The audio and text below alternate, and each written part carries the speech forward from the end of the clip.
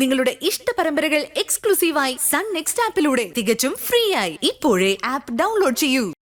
അയ്യോ, പറയാതെ ഇറങ്ങി വന്നോ? ആ പറഞ്ഞില്ല. ഒരു കള്ള എഴുതി വെച്ചിട്ട് ഞാനിങ്ങ് പോന്നു. അവരെ കുറച്ച് ഓടട്ടെ. ഞാൻ ആരാണെന്ന് അവർക്കറിയില്ല.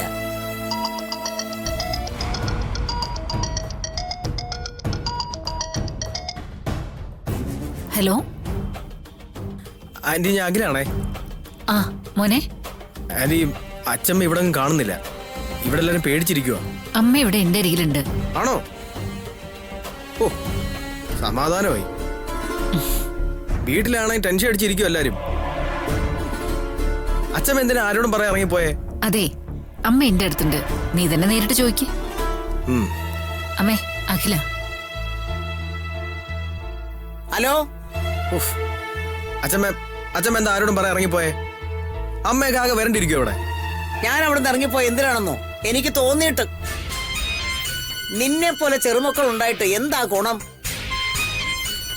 കാര്യം നേരെയാക്കാൻ വയസ്സാം കാലത്ത് ഞാൻ തന്നെ നേരിട്ടിറങ്ങേണ്ടി വന്നു. അച്ഛമ്മ, കാര്യങ്ങളൊക്കെ ഞാൻ അറിഞ്ഞതാ. അച്ഛമ്മ ആവശ്യമില്ല അത് ഓരോന്ന് ആലോചിച്ച് പേടിക്കുവാ. നാണം ഉണ്ടോടാ നിനക്കിത് പറയാന്? നിന്റെ നേരെ അമ്മായി അരുണിമ. അരുണിമയുടെ ജീവിതമാ അവളുടെ ഭർത്താവിട്ട് പന്താടുന്നത്. അതിന് ചൂട്ടുപിടിക്കാനേ ആ വീട്ടിൽ കുറെ പുരോഗമനക്കാരും. എനിക്ക് ആ വീട്ടിൽ നിൽക്കണ്ട. എന്റെ അച്ഛമ്മ പറയുന്നതൊക്കെ ശരിയാ. ഞാൻ പറയുന്നത് ശരിയാണെങ്കിലേ കാര്യങ്ങൾ നേരെയാക്കാൻ നീ എന്റെ കൂടെ നിക്കടാ. ആ നിനക്കൊന്നും ചൊണയില്ല. ചുമ്മാ വളവളാന്ന് ഓരോന്ന് പറയാനേ നിന്നെ കൊണ്ട് കൊള്ളാവൂ. അച്ഛമ്മ ഒന്ന് സമാധാനപ്പെട്. ഞാൻ ഇപ്പൊ തന്നെ അങ്ങോട്ട് പോവാം. കാര്യങ്ങളൊക്കെ സംസാരിക്കാം. പോവോ സംസാരിക്കോ അതൊന്നും എനിക്കറിയണ്ട. ദേ, ആ അഞ്ജന നമ്മുടെ കുടുംബത്തിലേക്ക് വരരുത്. അവളെന്റെ കൺമുമ്പിലെങ്ങാനും വന്നാൽ ഞാൻ വെട്ടിയിടും അവളെ. എന്നിട്ട് ഞാൻ ജയിലിൽ പോവും. ആരും കേസ് വാദിച്ച് എന്നെ പുറത്തിറക്കുകയും വേണ്ട. ഞാനങ്ങ് ജയിലിൽ കിടന്ന് ചത്തോളാം.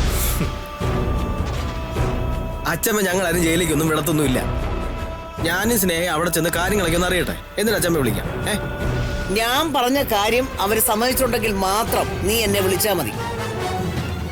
അവിടുത്തെ മറുപടി അനുകൂലമല്ലെങ്കിൽ നീ ഇനി എന്നെ വിളിച്ച് ബുദ്ധിമുട്ടണ്ട.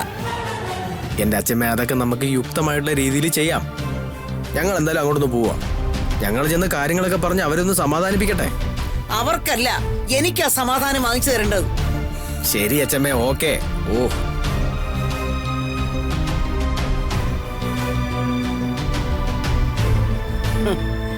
അവരെ കുറച്ച് ഓടട്ടെ. മോളെ, ഞാൻ ഇന്നു മുതൽ ഒരു കാവലായിട്ട് ഇവിടെ ഉണ്ടാവും. പക്ഷെ ഇവിടെ മാധുരിക്ക് വിഷമാവൂ അമ്മേ. ആർക്ക് വിഷമമായാലും ശരി, നിന്റെ കാര്യങ്ങളാ എനിക്ക് പ്രധാനം. ഈ വീട്ടിൽ മറ്റൊരുത്തി കടന്നു വന്ന് താമസിക്കാൻ ഞാൻ സമ്മതിക്കില്ല. അമ്മ വാ. വാ.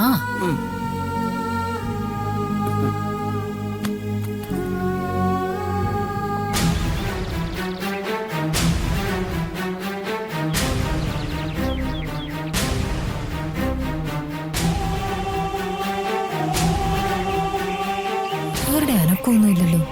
എല്ലാരും ഇത് എങ്ങോട്ട് പോയി?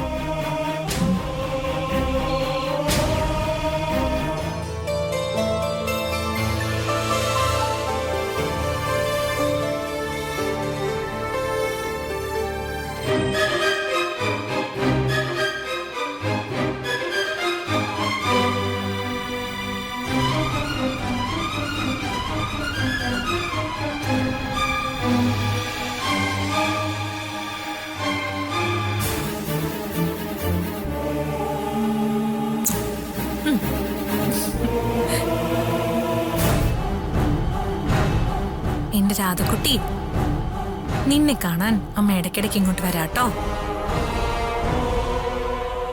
അല്ലെങ്കിലേ എന്നും വരാം. നിന്നെ അധികകാലം ഇങ്ങോട്ട് വരത്തില്ലടി. നിന്നെ ആ ആണ്ടവൻ കാണേണ്ട പോലെ കാണുന്നുണ്ട്.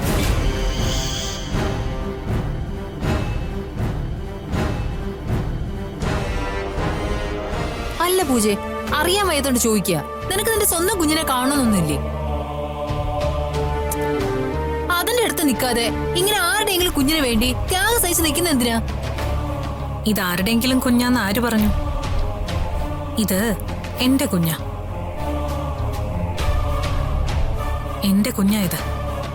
എന്റെ കുഞ്ഞിനെ കാണാൻ എനിക്ക് എപ്പോ വേണമെങ്കിലും വരാം. ഞാൻ കുറ്റപ്പെടുത്തുകയല്ല, നിന്റെ ഈ ഓവർ നന്മയാ നിന്നെ പലപ്പോഴും ഓരോ കുഴപ്പത്തിൽ കൊണ്ട് ചാടിക്കുന്നത്. ഓവർ നന്മയോ? അതെന്താ ഈ ഓവർ നന്മ? എനിക്ക് മനസ്സിലായി നീ എന്നെ നൈസായിട്ട് കളിയാക്കിയതാണെന്ന്. അതെ മോളെ, കളിയാക്കലൊക്കെ അങ്ങ് കൈ വെച്ചാ മതി. എല്ലാവരുടെയും തനി നിറം ഒരു ദിവസം പുറത്തു വരുന്നുണ്ട്. ചേടാ, ഞാനൊരു തമാശ പറഞ്ഞല്ലേ, ഇങ്ങനെയൊക്കെയാണോ പ്രതികരിക്കുന്ന പൂജ? തമാശ പറയുന്നതിന് സമയമുണ്ട്, സന്ദർഭമുണ്ട്. അസ്ഥാനത്തെ തമാശ പറച്ചില്ലേ പല്ലിന് ദോഷം ഉണ്ടാക്കും. എന്നുവെച്ചാ നീ എന്റെ പല്ലടിച്ച് താഴെ ഇടുന്നാണോ? ഞാൻ പറയാനുള്ളത് പറഞ്ഞു. നിനക്കതിന് എങ്ങനെ വേണേലും അർത്ഥം കണ്ടെത്താം. ഞാൻ ആരോടും ഒരു വഴക്കുണ്ടാക്കാൻ വരുന്നില്ല പൂജ. അഥവാ വഴക്കുണ്ടാക്കാൻ വന്ന ഞാനൊട്ട് വിട്ടുതരാനും പോകുന്നില്ല പ്രിയ. പഴയ പൂജയല്ല ഇനിയുള്ള പൂജ. ചില ഗൂഢാലോചനക്കാര് ചേർന്ന് ജയിലിലാക്കിയ ഭർത്താവിനെ പുറത്തിറക്കിയ പൂജയാണ് ഞാൻ. ഗൂഢാലോചന കമ്മിറ്റിക്കാരെ കണ്ടുപിടിച്ച് ഓരോരുത്തരോടും കണക്ക് ചോദിക്കുകയും ചെയ്യും. ഓ, അത്രക്കങ്ങ് വളർന്നു പോയല്ലേ. ഞാൻ പണ്ട് കാണുമ്പോ ഒരു പാവം പൂജയായിരുന്നു. നടക്കുമ്പോ താഴെ ഉറുമ്പോണ്ടൊന്ന് ശ്രദ്ധിച്ച് നടക്കുമായിരുന്നു. ഇപ്പോഴേ നേരെ നോക്കിയാ നടക്കുന്നത്. ഉറുമ്പിനെയല്ല, ദുഷ്ടരെയാ ഞാനിപ്പോ കണ്ടെത്താൻ ശ്രമിക്കുന്നത്. അവരെ നിയമത്തിന് മുന്നിൽ കൊണ്ടുവരണം. എന്നിട്ട് അന്വേഷണമൊക്കെ എന്തായി? ഒരു കടവിലെടുക്കാറായോ? കടവിലെടുക്കാറായോ ഇല്ലയോന്നൊക്കെ അകത്തായി കഴിയുമ്പോ മനസ്സിലാവും. ആരകത്താവും പൂജ? കുറ്റവാളികളകത്താവുമ്പോ. അല്ല, ഇപ്പൊ നീ അകത്താവുന്നല്ല, കുറ്റവാളികളകത്താവും.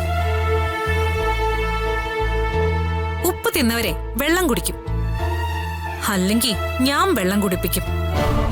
ഒക്കെ മനക്കോട്ടകളായി മാറിപ്പോവല്ലോ പൂജ. ശത്രുക്കളുടെ ശക്തി മനസ്സിലാക്കാതെയാ പൂജ പറയുന്നത്. ശത്രുവിനെ വീഴ്ത്താൻ ശത്രുവിന്റെ ശക്തി തന്നെ മനസ്സിലാക്കണമെന്നില്ല. അവരുടെ ദൗർബല്യം മനസ്സിലാക്കിയാലും മതി. അല്ല, ഇങ്ങനെയൊക്കെ പൂജ ആരെ മനസ്സിൽ കണ്ടിട്ടാ ഈ പറയുന്നത്? നിന്നെ മനസ്സിൽ കണ്ടു തന്നെയാ പറയുന്നേ. ഞെട്ടണ്ട, നിന്നെ തന്നെയാ ഞാൻ ഉദ്ദേശിച്ചെ. നോക്ക്, പാവം നമ്മുടെ അച്ഛനെ ഒരിക്കൽ കൊലക്കാരന്റെ ചോട്ടിൽ വരെ എത്തിച്ചതാ നീ. എന്നിട്ടും അച്ഛൻ നിന്നെ സ്വീകരിച്ചു. ഇനിയും അച്ഛനെ അപായപ്പെടുത്താനാണ് നിന്റെ ഭാവമെങ്കിൽ പൂജയുടെ മറ്റൊരു ഭാവം നീ കാണും. ഞാൻ മനസ്സിൽ പോലും വിചാരിക്കാത്ത കാര്യം നീ എന്തിനായി പറയുന്നേ?